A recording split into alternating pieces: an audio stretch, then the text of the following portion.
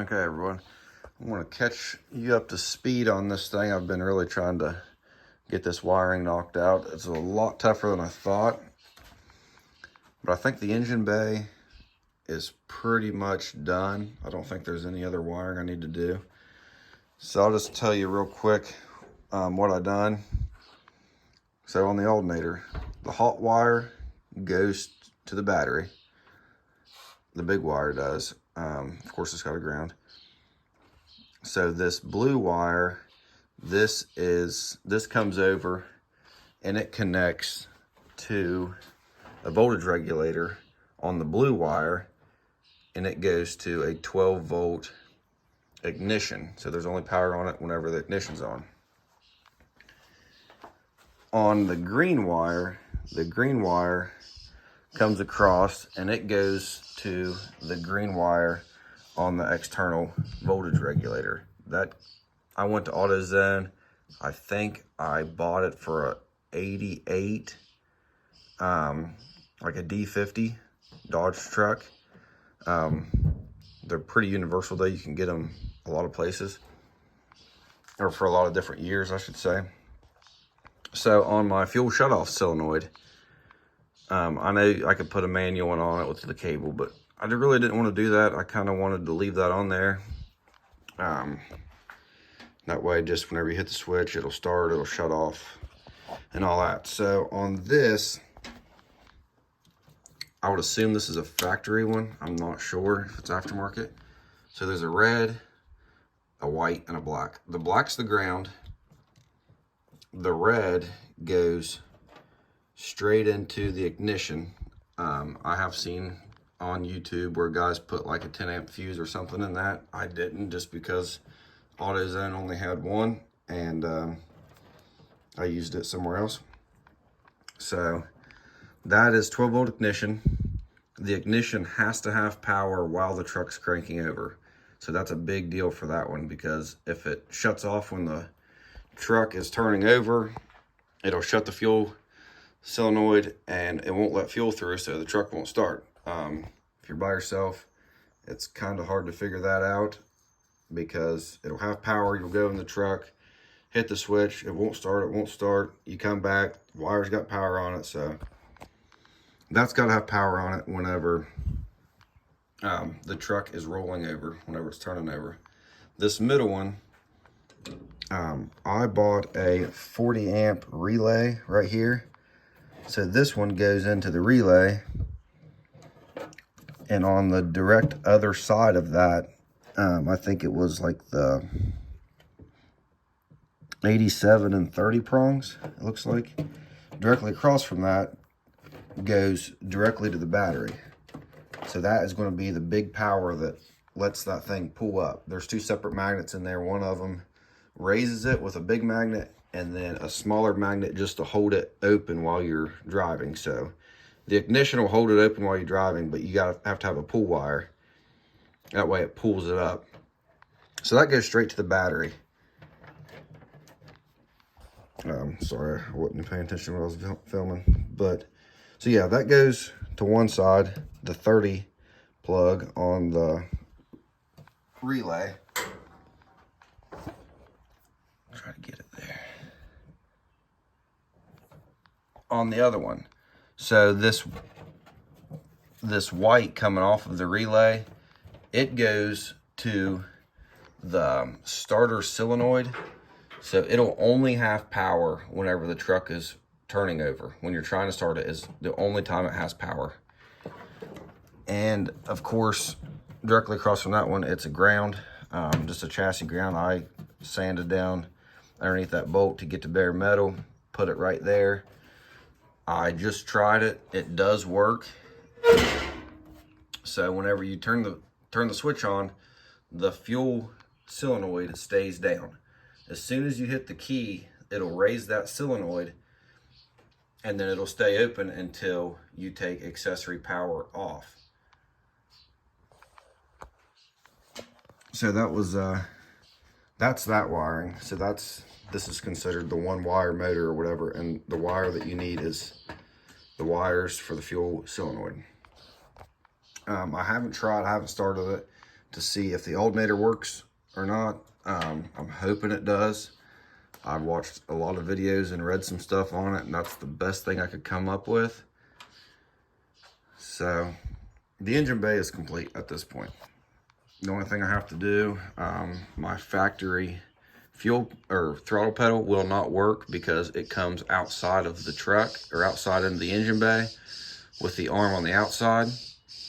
There's not enough room in this engine bay because it comes, where I had to move the transmission tunnel, I ended up covering up the hole that it came through. So I'm gonna get on Amazon and order me just a universal pedal that the arm stays inside the truck, and I can get that hooked up. And then the engine bay should be pretty well complete after I get that done in a hole. Of course, I don't have any coolant lines. I don't have intercooler piping. I'm taking it to a guy. He's going to do a hood stack, one of my best friends. So hopefully, I'm trying to get this done and get it over to him because it's going to take him a while. He does excellent work, and I'm expecting it to be there for a little bit. So I'm trying to get it done, get it on the road. I do have my front blinkers on, hooked up, my lights wired up in the front. I don't have the back done. That's going to be the goal for today. So as you can see, there is my new fuse panel, or fuse box.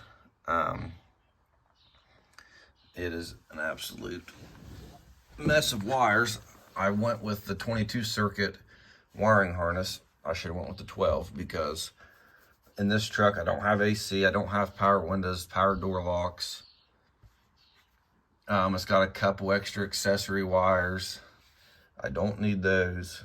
It's just would have been a lot simpler for me to get the 12 because the 12 would have been your basics, your lights, your ignition, your tack, stuff like that.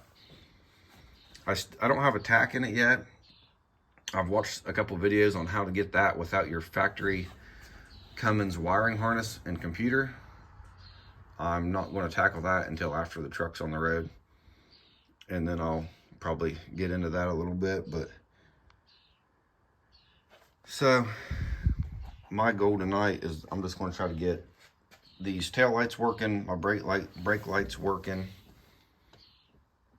and maybe try to get some stuff underneath this dash buttoned up, and maybe the dash in it. I doubt I'm going to get the cluster back in the dash, but it's good to set goals, I guess. So back here on the back of the truck,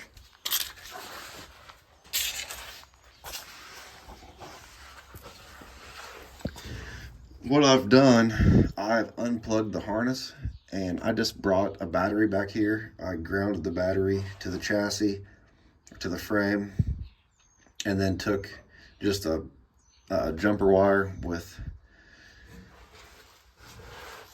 some connectors on it, and I basically just tested it. I'll just hook it to one wire, get out of the truck, see what that wire is, and then I've done that for a little while. My dad came down and helped me look at lights a little bit, so I'm hoping he comes back down this evening, and I will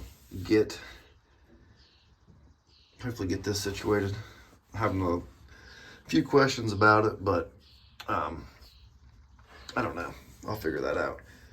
And while I'm under here, I will go ahead and show you what underneath the truck looks like. It's got tons of surface rust because it's never really been on the road, so I'm hoping after I get it on the road, some of this nasty looking surface rust, the rain will beat it off of there, and I can paint it. But I'm gonna go back around here. I'll show you a little bit of what I've done. So this drive shaft, I had to custom make it, as you can see. The purpose of me making a drive shaft is going to be I might get it out on the road, make sure it'll shift through the gears, but most of the reason why I done it is just to get it up on the trailer.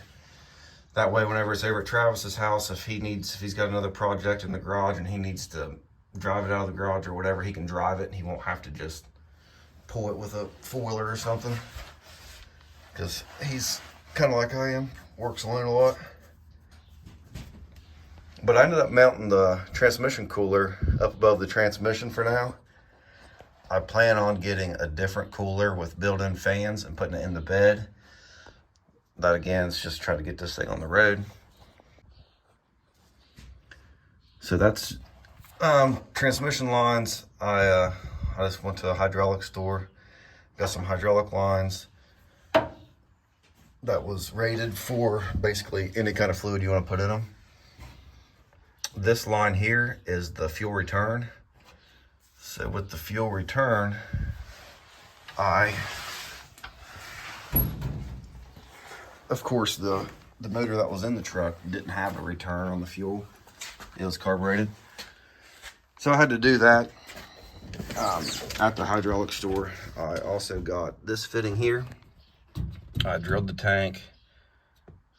There we go. I drilled the tank. I had a shot back on it. That way nothing got in the tank. Of course, I've got filters on it too, so I'm not super concerned if a shaving or two got down into the tank. But I took the fuel sending unit out, stuck my hand in there, and held the bottom side. Tightened this with a washer, with a rubber washer on both sides, so no fuel can leak out of that. So this is the fuel return. It's a lot bigger line. That's all I had to work with. This is the fuel supply. This is a tiny line. It's like a, I don't know, 5/16. So eventually, whenever I put a fast pump on it, I'm going to do the same thing as I've done here. I'm going to upsize my line, put another one of these in it, probably about here, cap this off, and then get a piece of stainless pickup tube to put down the bottom of the tank, and then I'll just run another rubber hose out and put a fast underneath the truck or in the bed. And that's way down the road though. So there it is in the hole. Shifter's in it. The switches are hooked up. The top one's lock up. The bottom one's overdrive. So that's about it. Just a little update. I've been trying to kind of get this thing knocked out, so I haven't had time to take video. Hopefully I'll get a video of it firing up here in a couple days off of the key. So we'll see how it goes. Here's a little tech tip for you too. Whenever I sold the donor truck that I got this engine out of, I didn't think about needing the plug for this. So instead of going and buying one or ordering one and having to wait forever, this is what I've done. So I wrapped a zip tie around all of them. It's kind of hard to tell there. Put a zip tie in between these three wires. I put two zip ties, one there, and cinch this down tight. Cinch it down tight first. And then I took two longer zip ties and I put them between these three wires and held it up against that, tighten that up. So now there's no way that this is going to be able to unplug. See, it's just connectors in there instead of an actual plug. So there's no way this can unplug now. And this is separating the three wires. That way it won't take a chance of them sucking together and maybe jumping across. So if this ground would jump over to this hot wire, it would blow a fuse and the truck would shut off. So I don't want that to happen because I'm sure this is going to be a rough riding truck. So that's a little tip that I learned from one of my buddies whenever he was building a race truck. And it looks halfway neat. I mean, it's not perfect, but there it is.